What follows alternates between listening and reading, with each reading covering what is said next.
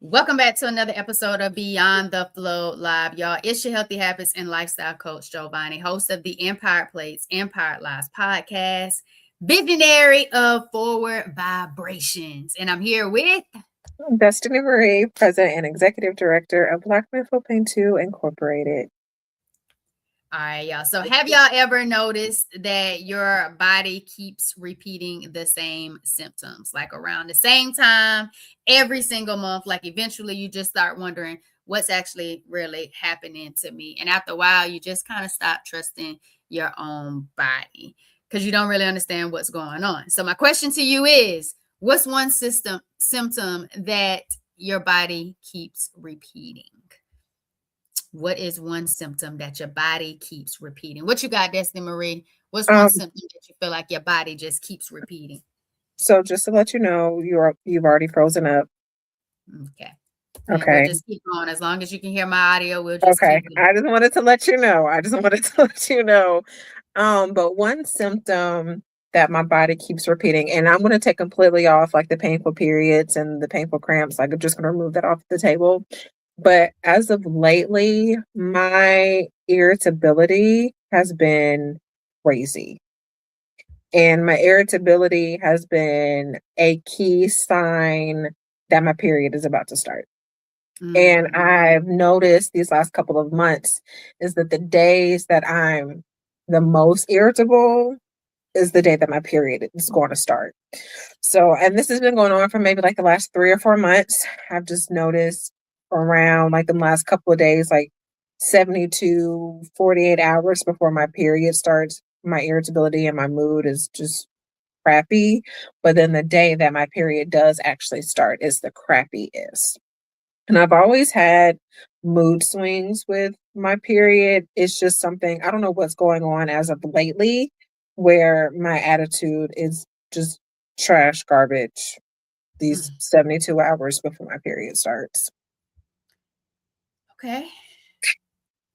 Okay. I like that you took all the typical symptoms that we kind of already talked about over the last few months off the table to give us something new.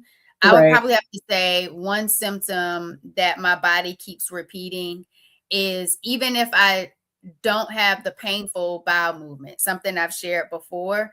I've had some, how would I say this in a nice way, even though we're talking bowel movements? I've still had some, not necessarily painful bowel movements, but ones where I have to keep wiping constantly, like just consistently wiping. And it just feels like it takes forever to get clean down there. And even seeing some bleeding or some spotting. And so I'm not quite sure if that has anything to do with like endometriosis of the bowels or on my rectum, because that was a place when I was had that surgery for 4 hours with stage 4 endometriosis. It was on my rectum and it was on so many different other organs and areas of my body. So I'm wondering if that is something that is still not addressed, even though I've seen tremendous relief when it comes to the painful bowel movements during my cycles. But that something is a symptom that I consistently have. And so y'all make sure y'all share with us the icebreaker. What is one symptom that your body keeps repeating? And so we have Crystal with a K 601 said, I can relate to the irritability. Okay. Okay. Mood swings and irritability for me. Thank you for sharing. I appreciate it. I feel like I've gotten so much better when it comes to the irritability and the mood swings before my cycle. And I feel like I've definitely have grown in that area in some way. And I don't even want to say grow like it's something we need to grow from. It's just what our body is experiencing. But I have seen that shift for me because that was definitely me, middle school, high school, early adulthood. And so I think that is definitely something real. And I think people, again, like we talked about before, deserve grace in that space. Yeah.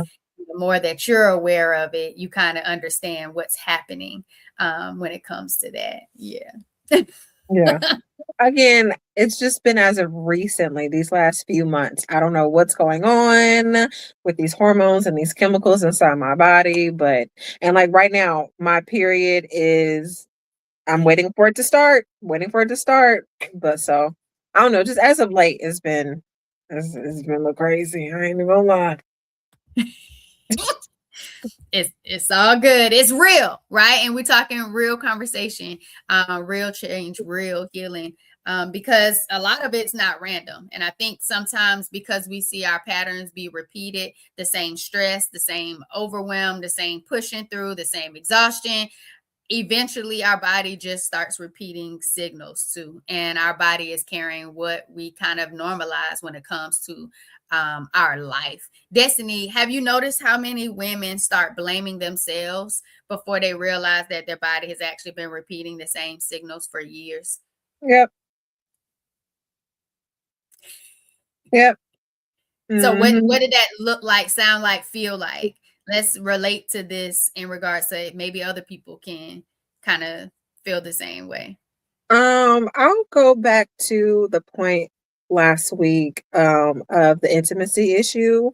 I Mm. definitely like I just obviously I knew something was off, something was going on, something had changed, but didn't know what that was, which was the endometriosis. And it was very much so internalizing what I was not able to do. And then also kind of putting a little bit of blame on the partner too, because it's like, what the heck? Like, what are you not doing that's causing me not to be able to enjoy this? But mainly internalizing it for myself that my body wasn't able to do what I wanted it to do. That was the first thing that stuck out to me to answer that question was the intimacy aspect of it. I like it. For me, I would say back when I had surgery in March of 2020 and realizing all of what was happening inside of my body when it came to the endometriosis, the scar tissue, the adhesion, the fallopian tubes being stuck together, that ruptured cyst, like just understanding what all my body was going through and what reconstruction had to take place, I felt like my body had betrayed me. And I felt like, okay, what am I doing wrong? Like I've been educated in this area. I had already given up mostly all meat except for salmon. I was trying, eating better, thinking I was doing things a little differently after watching, certain health documentaries and making shifts. I'm thinking I was doing enough. And then it was just like, why, what is happening? What is going on with me? Like, why is all of this havoc being wreaked like inside of my body? What's this chaos going on? And I just didn't like it because I always felt like I was striving to prevent myself from Yeah. having chronic dis-ease or health issues. And that was almost like a fear to me at one point, Destiny Marie. I think when you start having people, around you being diagnosed with the C word, or you're losing family members, with massive heart attacks and different things like that, it's just like, okay, you want a good bill of health. You want a stable bill of health. And I thought I was doing all of those things, and that wasn't the case. And so I started really looking at myself and blaming myself for things. And I never really looked at some of the patterns and the identities that I took on. Someone never knew what boundaries were, how to maintain boundaries, why boundaries were needed, being a people pleaser, staying in toxic relationships, wanting things to work because I saw the potential in them, or I wanted the Mhm. potential that I saw in them to work, wanting friendships to last, thinking they were really friendships when they really weren't. It was things that I needed Right. to let go of, some toxic cycles. And it's just like some of the things that I kept doing, prioritizing other people over myself. So it was just a lot of different things that I had to realize that was helping fuel the pain, the discomfort, the inflammation, the way I was living kind of created the state of my body, at that particular point in time. And if my body didn't disrupt my lifestyle, I wouldn't be here today, being able to speak the way I'm able to speak on, not feeling like my body betrayed me, now knowing that I can do different things and live a different way and have a healing rhythm, that can really get to a place that I'm aware of myself and I start doing things and responding to things differently and taking on different identities and roles of one that is of a higher calling. And I feel like that's a beautiful part of what we're doing and how we've been able to evolve, even with our own platforms. And so I feel like sometimes for the woman out there who feels like their body is betraying them, their body is broken, they feel overwhelmed because they just don't understand what is happening to their body and with their body. It's a day by day journey. And so give yourself grace, but most importantly, don't stop advocating for yourself. Don't stop identifying what those symptoms look like, how your body's communicating to you, and know that it's just a form of communication and not an end all be all, and that you're going to always feel and be in this state. And so I just want to speak to that person who might be listening in regards to that, because you're worth the journey. You're worth giving yourself the grace, and to know that healing is possible. A healthier version of you is possible. And it really just takes some time. What you think, Destiny Marie?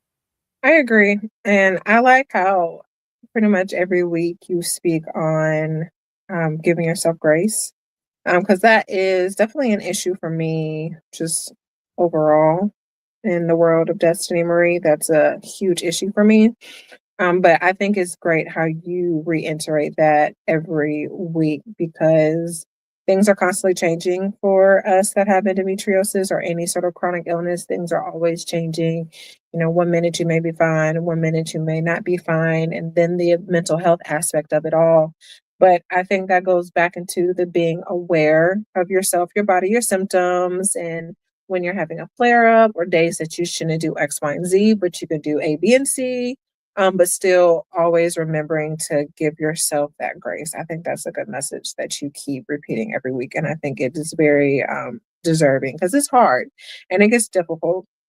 Like months like this for me with this menstrual cycle hasn't been the best. It hasn't been the best at all. And so still trying to push through, because there's just still avenues in life that we can't, or hats that we wear that we can't take off. And so, just getting up and trying to do your best every day is a challenge within itself, but then also just, saying what you said, to remember to give yourself some grace, because you are doing the best that you can. And I think what really stood out just now, Destiny, in regards to that response is your best. And nobody can Mhm. dictate what your best looks like. If your best is just making it through the day, then make it through the day, and be grateful that you made it through the day, and be hopeful that the day that you just made it through isn't the same repeated day that you're going to have the next day. And so just remembering what your best is like, because I think that's what's really powerful. And I'm glad you also reminded us, especially that we're in Mental Health Awareness Month, just being mindful of yourself. Loving yourself Mhm. and caring for yourself, giving yourself the opportunity to say no if you need to say no. Yes to the things you need to say yes to, if that's rest, if that's quiet time or stillness. But it's really boiling down to self-love, Destiny Marie. Yeah. How you choose to love yourself in the decisions, the relationships, the actions, the choices that you make. But most importantly, even when you don't feel your best, still loving yourself to do your best. And I really glad that you reminded of that. Destiny, what do you think changes emotionally for women when they finally stop guessing and really start connecting the dots to what's actually happening in their life? I feel like emotionally it's probably just a breath of fresh air, and then that confirmation that it wasn't all in our heads. I was fortunate enough, I've never had a doctor look me in my eyeballs and tell me you're crazy and it's all in your head. I haven't experienced that myself, but of course I've read tons and tons and tons of stories of other girls and women stating that's their experience. But for me, it was just a confirmation, and it was a breath of fresh air of, okay, I knew something was wrong. I've known something was wrong for a very long time, and I was actually right.